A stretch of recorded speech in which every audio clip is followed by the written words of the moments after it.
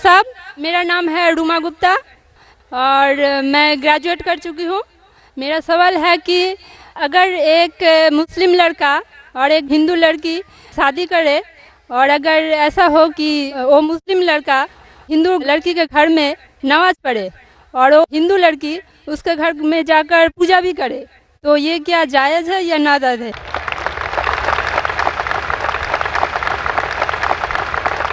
बहन का अच्छा सवाल है कि अगर एक मुसलमान लड़का हिंदू लड़की से शादी करता है तो क्या वो मुसलमान लड़का हिंदू के घर में जाके नमाज पढ़ सकता है और क्या वो लड़की मुसलमान के घर में पूजा कर सकती है? नहीं। सबसे पहले कुछ शराइत है हर चीज़ के। आप अगर गाड़ी रखेंगे और गाड़ी का एक पहिया रखेंगे, साइकिल का एक पहिया रखेंगे, ट्रैक्टर का, तो गाड़ी चलेंगी क्या? नहीं चलेगी। या चारों साइकिल कर दो या चारों ट्रैक्टर कर दो। इसीलिए कुरान की आयत है सूरह बकरा की सूरा नंबर 2 आयत नंबर 221 में अल्लाह ताला फरमाते हैं कि आप मुशरिका से शादी नहीं कर सकते जब तक वो ईमान न लाए। मतलब जो गैर मुस्लिम हैं और शिर्क कर रही है उससे आप शादी नहीं कर सकते जब तक वो ईमान ना लाए। और एक ईमान लाने वाली औरत चाहे कितनी भी बदसूरत हो वो एक मुशरिका से बेहतर है। और आगे आयत कहती है कि लड़कियां मुशरिक लड़के से शादी नहीं कर सकती जब तक वो ईमान ना लाए। एक मोमिन आदमी चाहे कितना भी बदसूरत हो वो बेहतर है बनिस्बत जो शिर्क करता है। इसकी वजह यह है कि इस्लाम में लिखा है कि अगर आप खुदा के अलावा किसी को और पूछते हैं, किसी और की इबादत करते हैं, ये सबसे बड़ा गुनाह है। और अल्लाह ताला फरमाते हैं सूरह निसा में सूरा नंबर 4 आयत नंबर 48 में और सूरा निसा सूरा नंबर 4 आयत नंबर 116 में कि अल्लाह सुब्हाना व तआला अगर चाहे तो कोई भी गुनाह को माफ़ कर सकता है लेकिन शिर्क को कभी नहीं माफ़ करेगा। अगर एक इंसान मुशरिक जैसा मर गया तो अल्लाह ताला कभी भी उसे माफ़ नहीं कर सकता, क्योंकि मुशरिक वो शख्स है जो शिर्क करता है। और ये सबसे बड़ा गुनाह है क्योंकि हमारा खालिक, हमारा मालिक, हमारा ईश्वर, हमारा खुदा, हमारा भगवान, अगर हम उसको गाली देंगे, ये सबसे बड़ा गुनाह है। जिसने हमें ज़िंदगी दी, जिसने ये सारी चीज़ें हमें दी दुनिया में, अगर हम उसको गाली देंगे, उसके अलावा किसी और की इबादत करेंगे, ये शिर्क हुआ। तो इसीलिए इस्लाम में इजाज़त नहीं है कि एक मुस्लिम लड़का या लड़की कोई मुशरिक लड़का या लड़की से शादी करे, ये इजाज़त नहीं है। जहाँ तक के सवाल है क्या एक आम मुसलमान हिंदू घर में नमाज पढ़ सकता है? अगर उसके सामने कोई मूर्ति नहीं है तो वो नमाज कहाँ भी पढ़ सकता है अगर जगह साफ है। हमारे रसूल मोहम्मद सल्लल्लाहु अलैहि वसल्लम फरमाते कि सारी दुनिया, सारी धरती मोमिन के लिए मस्जिद है। यानी सारी दुनिया आप कहाँ भी नमाज पढ़ सकते, देखना चाहिए कि साफ है, आप नमाज पढ़ सकते।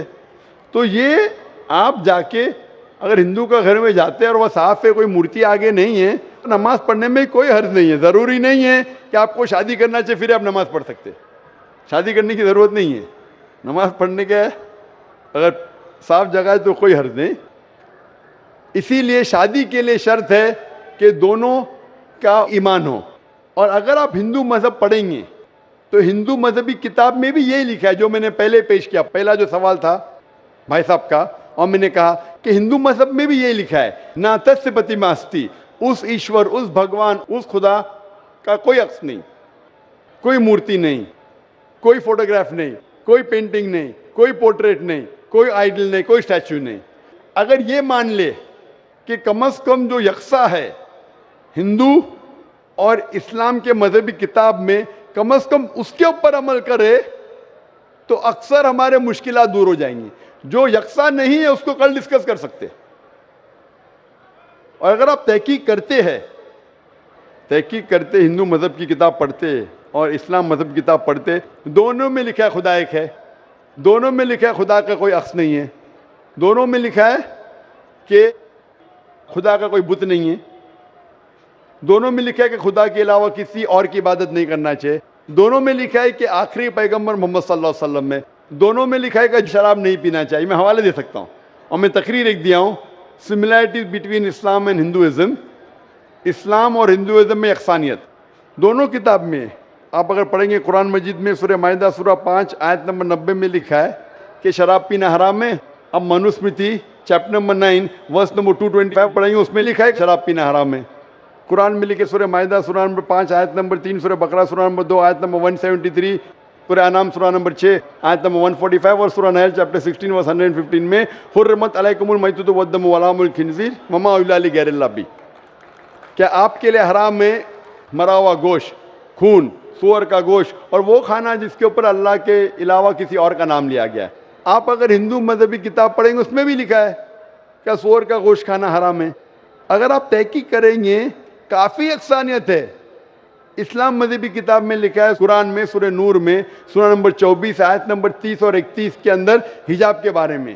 عورت کو الحمدللہ حجاب میں ہونا چاہیے, سر سے ڈھکا ہونا چاہیے اس کا جسم, صرف جو دکھ سکتا ہے وہ چہرہ اور ہتھیلی تک کے.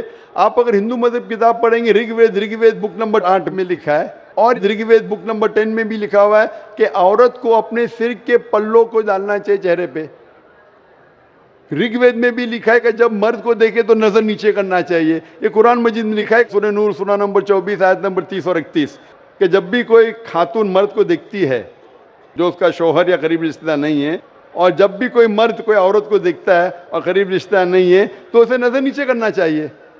اور اسلام مذہب میں جو مذہبی کتاب میں لکھا ہے, لیکن افسوس کی بات ہے کہ مذہب کے ٹھیکیدار یہ چیز کا ذکر ہی نہیں کرتے. کیوں؟ اسی لیے میں حوالے دیتا ہوں.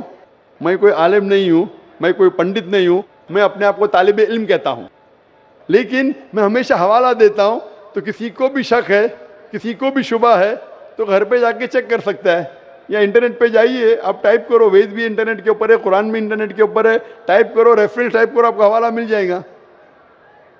تو اسی لیے گاڑی چلنے کے لیے دونوں کا جو رولز اینڈ ریگولیشن ہے وہی ہونا چاہیے.